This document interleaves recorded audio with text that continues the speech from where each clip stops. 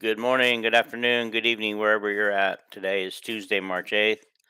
I am live on YouTube and I put a link on Facebook to get to here. But if you guys are watching me live here, you already either knew that or you found me anyway. Let's talk about the weekend that was this past weekend. I'm a little late. I had planned to be here um, Sunday night or Monday morning, but things didn't work out in my favor. So I am here today to talk about what happened this weekend. Let's start with the Iowa wrestling. Little underwhelmed, I think. In all honesty, this weekend, the team didn't perform like we had hoped, but Michigan wins the team title. Um, who saw that coming? I did not. We thought that everybody thought this was a race between Penn State and Iowa. Um, and it probably would have been if Iowa didn't have four. Was it four or five medical forfeits? I lost track. Let's see who. So in the championship round, Jaden Ironman, he forfeited medically. Um, Although we want to, and so did Tony Caspi. I can't say his name, Caspi, but you guys know our heavyweight. He also forfeited that match, which I think was a surprise. I think we were expecting him to come out, and he didn't. So those two forfeited, but those were in the finals, and so that was kind of sad because we had four in the finals, and it would have been nice if they could have wrestled and won. Um, so Austin DeSanto, he wrestled at 133 and got decisioned, and so he finishes with second place. Um, but we want to congratulate Alex Marinelli on getting his fourth Big Ten title. Very few people have done that, and so congratulations, Alex. I think you looks like you were the lone bright spot on a team that just underwhelmed. All I can say is underwhelmed. Um, but yeah, so we got two in the championships that medical red forfeited. Max Marin won his third place match on a medical forfeit from Ridge Lovett of Nebraska. So we were a benefit there. So Max takes third place, and that's his best finish since he's been a Hawkeye, and he did not place last year. Okay. Caleb Young lost his match, as did Jacob Warner. So that's kind of sad right there for third place. So they finish in fourth place. Let's see what else we got here. Drake Ayala, he did finish eighth because of he had the medical forfeit. He did finish eighth, and that does qualify him for the NCAA. So Hawkeyes get all 10 wrestlers to the NCAAs, and so that's good. That's nice. Let's see what else I wanted to say. So that was four. It's either four or five. Can't remember who. Somebody medical forfeited early in his round. He did win, I think, his first two matches, and then medical forfeited. So how sad is that, guys? Iowa didn't perform like we hoped, but it makes you wonder if they didn't have these medical forfeits, could Iowa have scored enough points to take the team? I don't know. I honestly don't know if we would have had enough points because we don't know if those guys, outside of winning, I mean, not wrestling, would they have won the matches if they had won? And how injured were these guys? I know two of them got injured in the very first round. They had to stop the match for both of them, but both of them finished their match. I don't remember if one medical redshirted right after that, but at least one went on to wrestle his next match, and then medical forfeited. I'd say redshirted. That's not right. Medical forfeited, and so as disappointed as we are, I think Tom Brands decided to hold these guys out because he really wants that NCAA title repeat, and um, so I think he wants to get these guys ready. He didn't want to injure them any further by making more nagging injuries. So my guess is that none of these are going to keep these guys out. I think they're all going to show up for their matches in the NCAA's, and let's hope they perform better. I'm a little concerned that Warner and Young never seem to get aggressive enough for me on the mat. It's almost like I don't know. I just I miss the days of Hawkeye wrestling when there was the Bannicks and the Lewises. I mean Randy Lewis on there, and even Chuck Yagla. When these guys were aggressive, they were very aggressive um, on the mat. And it's just like, you knew when you stepped on the mat that if you didn't bring your A game, you didn't have a chance against these guys because these guys were going after you constantly. And some of the what I've seen from some of these Hawkeyes, and especially Young and Warner, it's just like they just seem to not be aggressive. They just kind of like wait for their moment and just and I guess that's okay. I mean, if that's what the brands are teaching them, if that's what they want, just kind of wait for your moment, pick your moment, and don't get aggressive. But I wish everybody could wrestle like Spencer Lee on the team. I really do. And just watching some of these other players, especially from Penn State and Michigan, they just really get after it. And so I just kind of noticed. I did watch almost every match this weekend. It was tough to watch them all, but I watched most of them. And so, uh, yeah, we'll say we're just going to move on. Iowa finishes third in the team standings, and 4 or 5 medical forfeits this weekend. So, that being said, let's move on and congratulate the women on their Big Ten tournament title to add with their co-Big Ten championship in the regular season. Um, I don't even think, I wouldn't even say that Iowa and Caitlin Clark played their best game against Indiana for the championship, but they had enough juice in them. They had enough firepower in there that um, Kazano and Clark just kind of took over the game, and so I just thought it was a special moment. I enjoyed watching them celebrate and things, and watching Caitlin Clark try on a champion T-shirt. Decided she didn't like that one, so she took it off and gave it back to whoever handed it to her, and they handed her another one. So, um, and I don't know. It's just amazing to watch that team and how much it's grown, and to think everybody's coming back again next year for second year in a row. They've got everybody. If this team isn't picked in the top 5 next year in the preseason polls, something is definitely wrong. But let's take a look at what their NCAA bid. They've already announced that they're going to host 2 games, the first 2 rounds, which is great. Which means they automatically are going to have at least a minimum of a 4 seed. I think there are prognosticators out there that look at Iowa as a low 2 seed or a high 3rd seed somewhere in there that they might get, but we won't find that out until next weekend. So, but they could do some damage. I mean, honestly, again, their path to the Sweet 16 is going to be okay because they get to host those first 2 games, and those first 2 games will be against teams with that they should be able to beat. I don't care which teams they throw in there. They should be able to beat um, a couple of those teams.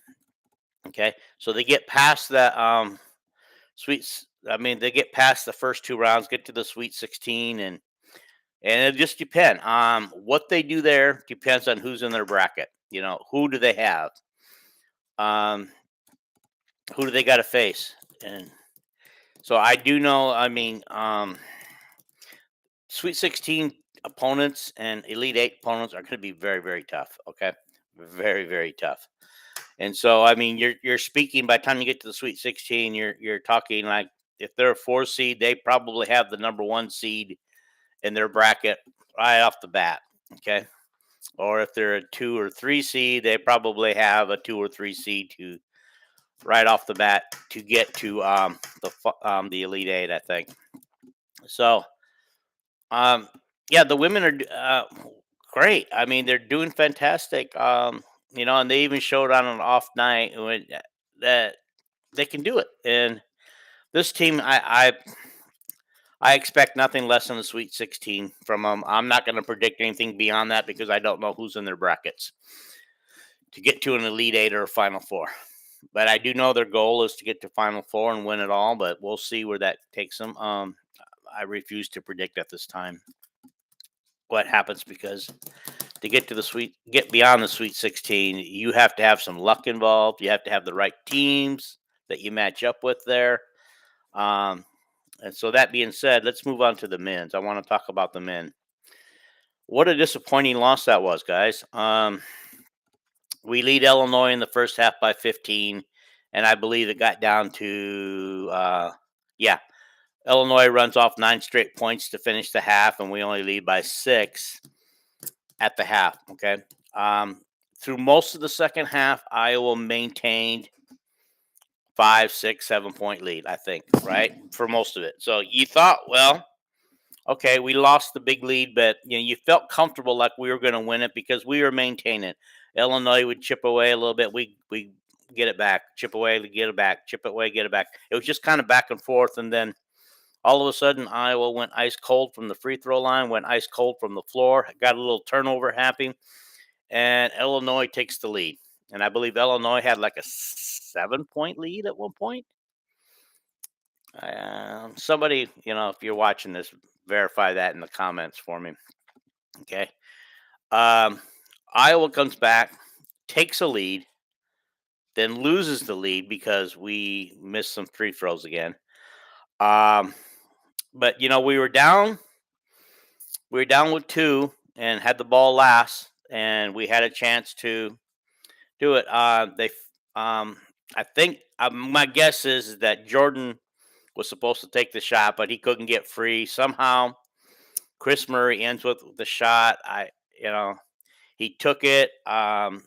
He missed it, but I'm going to tell you, Chris Murray is going to make more of those than he misses in his career. Just like Jabo has probably made several of those in his career too, but he's also missed a few.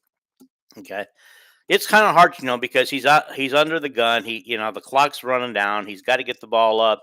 He's got people coming after him, so he probably doesn't really get a chance to set and do what he wants to do. And he did miss 3 straight free throws. When he got fouled shooting a 3 before, he did miss those, unfortunately, or the situation of the game outcome and things happening in the game would have been a whole lot different. But I'm not going to blame Chris for missing that shot. Chris, he took it. My hat's off to him for taking it. Somebody took it. Sometimes we don't even get a good shot off, and he got a good shot off. He just missed it. But without him and his brother Keegan, I was not even in a position at the end of the game to try to win it. They really aren't. I think Chris and Keegan just kind of took over the game there late, and they weren't going to be denied. And so I appreciate them. They got Iowa back in the game with a chance to win the game, and they both missed free throws. Perkins missed some free throws, which he normally doesn't do. And it's sad because Iowa shot 46% from the free throw line, which this is the best free throw shooting team in the Big Ten, and I think they normally shoot around 80% or something like that in the Big Ten. So it happened. It happened on a night that where if they make those free throws, even 3, 4, 5 more of those, and not as many as they missed, Iowa wins that game. And that's just it. That's just the bottom line. And they did suffer some turnovers. It's a little scary to me when I watch them dribble a lot. I'd like to see them get the ball passes out there, or take a one dribble and a pass or something. But I think a lot of that turnovers was contributed that the guards were trying to dribble inside and dribble a lot and just handle the ball. I've always been of the opinion that bad things are gonna happen if you keep that ball too long in your hands and you're dribbling around. Um, and give Illinois credit because they stuck their hands in there. They caused a few turnovers and got a couple of easy baskets at the other end. But what a great game that was. I mean, if you didn't care who won the game, and you were just watching it as a casual basketball fan, that was a really good game. Um, I'm not going to blame the refs. The refs made some questionable calls and made some questionable non-calls. But honestly, like I said before, the game should have never been at the point, where you have to blame the referees for the game because Iowa, they had their chances to win that game. They really did, and they're the ones that gave up the lead. They're the ones that went cold shooting. They went cold free throw shooting. They're the ones that did the turnover. Happy there, and so that's what caused Iowa to lose the lead. But they also got it back and had a chance at the end there to win it. So that being said, I don't know what else to say except that that they finished the regular season in fifth place, get the fifth seed in the tournament. They're 22-9 now on the season, and so that's exactly where last year's team finished, guys. 22-9. This team, I'm sure, has a couple of wins in them left this year. All right, so they're going to meet. I know you guys all know this. They're going to meet the winner of Nebraska Northwestern. And my prediction here is it's going to be Nebraska because, man, after that last loss to Iowa, they just went on a tear and won three in a row and took down Penn State at their home, Ohio State at their home, and I forgot who else they took down. Uh, but they're on a tear. If you remember right, Iowa kind of struggled with Nebraska most of that game that we played them at their place. So this will be on a neutral court. Either team is going to be dangerous. I think of the teams that I would want to play. These are probably the two teams that I don't want to see Iowa play. All right, but let's say we get past whoever we play, Nebraska or Northwestern. I predict Nebraska at this point, so we get past them and move on. Then we have Rutgers looking at us squarely. This is a chance that we can get revenge on Rutgers, but we can't let Rutgers dictate the pace again and hold Iowa to under 60 points. Not going to happen this time. That can't happen. I have all the respect in the world for this Rutgers team because they proved time and time again this season that they can take down the big boys in this league, and they earn their spot. They earn their spot in the Big Ten, and good for them for coming out of the bottom of the barrel a couple of years ago and making a run last year. And now they're making a run this year, and so good for them.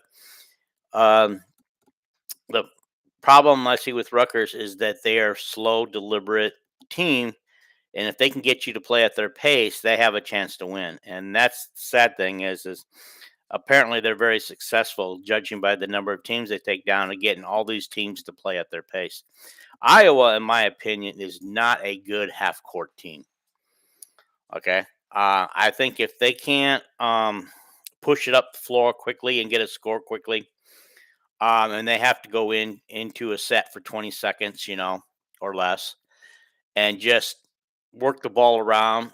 I just don't think they're that great of a half court team. I mean, I really don't. And that's what Rutgers did the last time to get them to do that. Is they forced them to work the ball right down, and burn a lot of clock, get off some shots. And I didn't watch that whole game, but I did have the phone at work and had it tucked away in the corner, watching the game off and on in between when I was doing.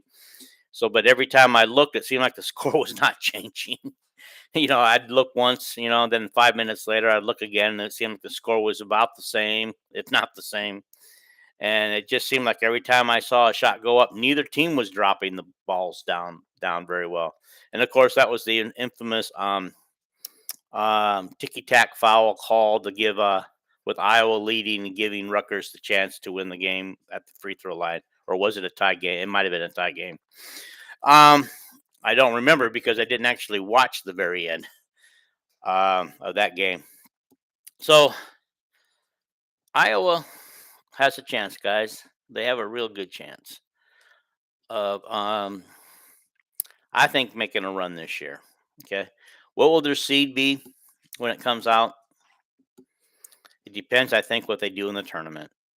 I think if they get first two wins, they're probably looking at about a 6 seed. I know that most people still have them at 7, but in my opinion, they got to get higher than that. They have to. This 7 to 10 seed range is killer for teams. Because you don't know who you're going to get. And usually when you win your first game, you're usually you're usually getting the number 1 or number 2 seed in the second game if you're anywhere from 7 to 10. So, you just you don't want that. I think it'd be better off with the 6 seed. I think if so they that's what I'm thinking is if they get the first 2 wins, 6 seed. If they do get the first 2 wins, that they're likely looking at Illinois for the right to go to the title game. Illinois in the semifinal, you know, and I would think if they beat that team and get to the finals, whether they win or not, Iowa's probably looking at least a 5 seed, um, in my opinion. And so I don't think they can get to a 4. I think they'd have to win the Big Ten tournament to get to a 4, and I don't even know then if they'll let them do that. I remember one year Alford's team. I believe one of the years that they won the title, and they got really disrespected with a bad seed, like 7, 8, somewhere in there. And another year they made the finals and lost, and got really disrespected really bad, with a really bad seed, like 7, 8, 9, somewhere in there. Which is what it just seems like that. Except for last year where Iowa got a great seed, it seems like most years Iowa's always fallen in that 7 to 10 category. And it just kind of makes you wonder why. Why are they there? And um, so anyway, you guys can leave comments. Obviously, this will probably be. I'll see them after the live video is posted, but you can leave comments, and I'll come back later and answer them as much as I can. I'm going to cut this short because I don't have anything else to say. I probably had more to say the other night when everything was fresh on my mind. But I did promise you guys a live video today or this weekend, and I didn't get it done. So here I am going live today and just giving you my thoughts. I know that some of you are thinking, duh, we saw that. We watched it. Everything you just said, we know. I know. I'm just recapping the weekend and I'm giving you my opinion about things. My philosophy is if you don't like the content, you don't have to watch it, you don't have to read it. But do come to our page, Iowa. It's called Iowa Hawkeye Sports on Facebook. We got a lot of great discussion going on there, sharing a lot of good content, some original stuff, and some really good admin over here who are helping me keep this thing going. We're close to 1,900 followers. And I want to tip that scale, and I want to get all the way to 2,000 quickly. And so we're adding people every day, but I'm also taking people off too, because if we're finding that they're breaking rules violations too, so I have to take a few off. We have to take a few off. So come back, enjoy the website, follow the rules over there, and everybody will get along just fine. So do that, Iowa Hawkeye Sports, and you can it's on Facebook, and so you can just go in and come in and become a new member, and we'll appreciate it. And we do a lot of great discussion over there, so come and join us. I'm going to sign this off, and thank you guys for watching today. And we'll talk to you next time on my next stream. I'll probably go live again after the NCAA brackets are announced. Just because I think it would be fun to go over the brackets and just kind of like make our predictions live on air and stuff, and see if I can get a guest or two to join us. I will also we got the NCAA's wrestling coming up in a couple of weeks, and so I want to go over that a little bit. So maybe I'll go live before that, and we'll talk about that and see if I can get a guest on there to talk about the wrestling as well as the basketball coming up for both the men and the women. And as I said, I'm not ignoring the baseball and softball. I don't know how softball's doing right now. I believe the baseball team got off to an 0-4 start and hasn't won since, and then canceled the game series this weekend with Nebraska. They said because of Nebraska weather, so that the weather must have really been crappy in Nebraska this weekend, guys. So we'll leave it at that. But baseball and softball talk is coming soon, and I'm sorry we're not talking about it right now. I'm just kind of focused on football, any football news that comes.